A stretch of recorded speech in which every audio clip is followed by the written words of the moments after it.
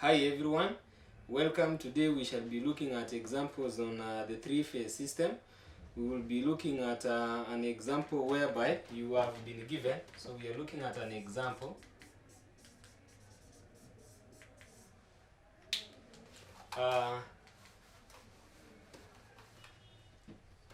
where you have been given this information: a star connected load,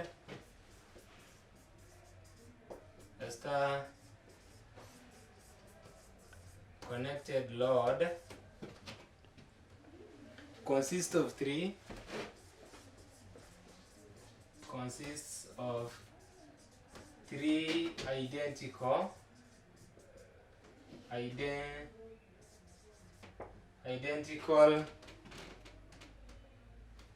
coils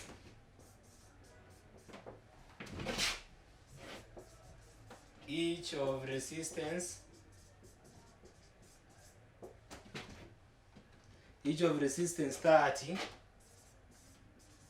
30 ohms and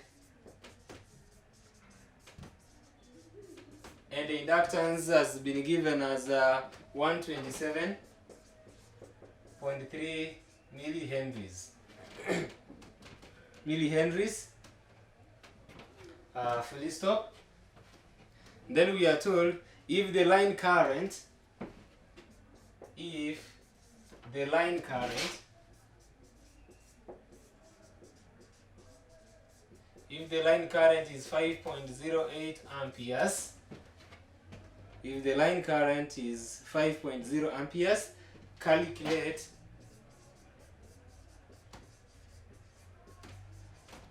calculate the line voltage.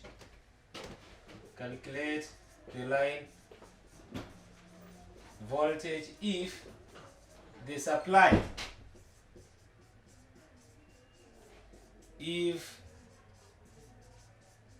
the supply frequency is 50 hertz.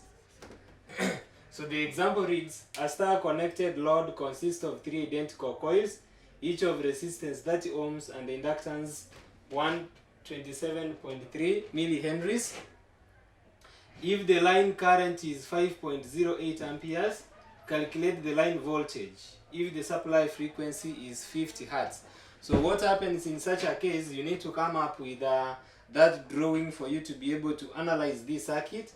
And the first thing we shall do is we can draw this. That is our system. We have the resistor there, and then of course we can do this. Can be able to do that. We can take this. We have, that is the inductor, that is the resistor, then we have this and that. So that here we can have an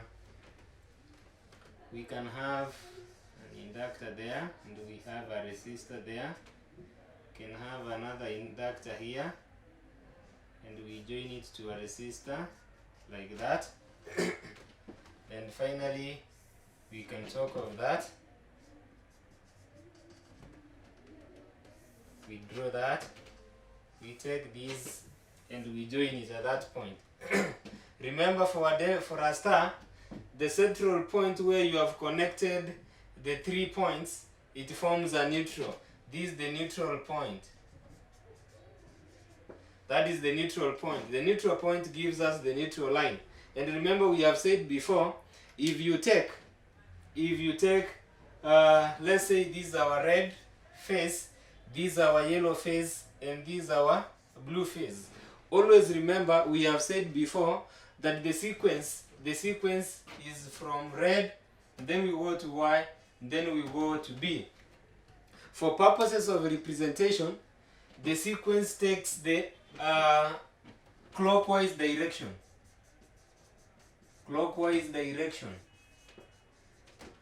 But if you talk about the angle of rotation, angle of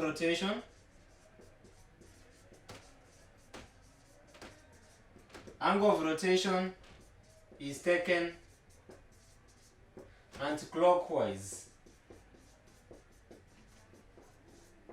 For instance, if you want to measure the angle between the red phase or you want to get the angle of the red phase, assuming this is our reference line, then we will be measuring in this direction. Then this one you can measure it in this direction, meaning the angles are measured in anti-clockwise direction, but the phase sequence takes the clockwise direction. That is red, yellow, and blue. That is the difference between when you're talking about the angle of rotation and when you're talking about the sequence whenever you are doing the representation. So having said that, then we can say, of course, we need to get XL. We don't know what it is. We also have the resistance. The resistance has been given as 30 ohms. We know the voltage between these 2 points is called the phase voltage. And we also know the voltage between any two lines. The voltage between the any two lines is the same as the line voltage. It's given as the line voltage. It can also be between these and these. Remember, these are our red, these are our yellow, and these are our blue. So if you measure voltage between a red phase and the yellow phase, you will get VL.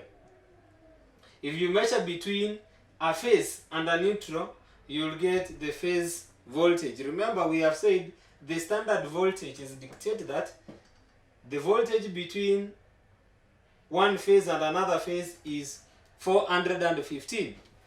The voltage between a line and a neutral is 240. But for calculation purposes, an examiner can give you any value. Because we have also said in our notes that the range also differs. If this is 415, it also ranges between 6%. So it can be 6% less or it can be 6% more. When we talk about 6%, it means it is 406% of 415. You subtract this value. Or if it is maximum, it can be 6% of 415. Then you add to this. You will get that range. So having said that, remember our intention is to be able to get the impedance of this particular phase. So for us to get the impedance, we need to get the reactance. What we have been given is the inductance. So in this case, we have been given inductance L. Inductance L is given by 127.3 millihenries. We now want to get reactance. We want to get inductive reactance. Inductive reactance, which is denoted by XL, is given by 2 pi FL. This will be equal to 2 pi times the frequency is 50 times the inductance, which is 127.3 times 10 power negative 3. Sorry, negative 3. Remember, we are putting negative 3 because we are converting milli to henries. This thing is in milli, so you need to convert it to henries. That is why we are dividing by 1,000 to convert the inductance into henries. So by calculation, you will be able to get, if you do your calculations, you will be able to get 40. You will be able to get 40 ohms. So if you use your calculator, punch in these values, you will be able to get 40. So having gotten that, then we can now be able to move to impedance. Impedance Z is equals to R squared plus XL squared under root. That is how you get impedance, meaning this one becomes 30 squared plus 40 squared under root. And if you do that, you will be able to get 50 ohms. So that tells you that the impedance is given as 50. So therefore, our Z is equals to 50 ohms. So meaning, the whole of this branch will be experiencing a Z which is equal to 50 ohms. And remember, we have said by calculation we have gotten that to be 40.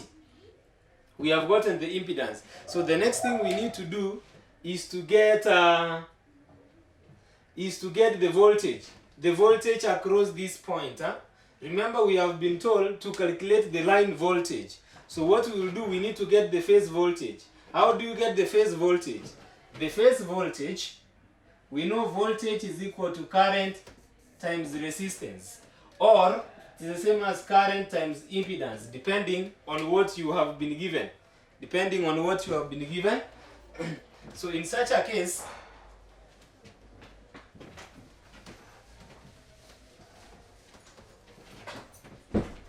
so we know voltage is equal to I, Z. The phase voltage is given by current multiplied by the impedance. So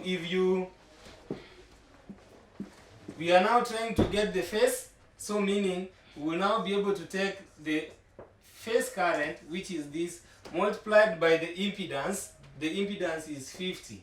So if you multiply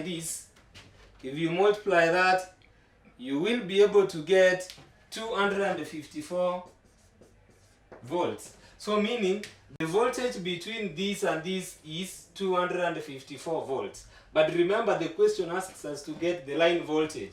So what is the relationship between the line voltage and the phase voltage? We have said in our previous sessions that the line voltage is equal to the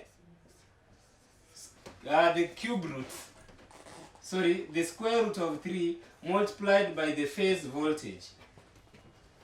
So therefore it means, since we have this value, we can multiply with root 3 so that we can be able to get that value. Root 3 multiplied by 254.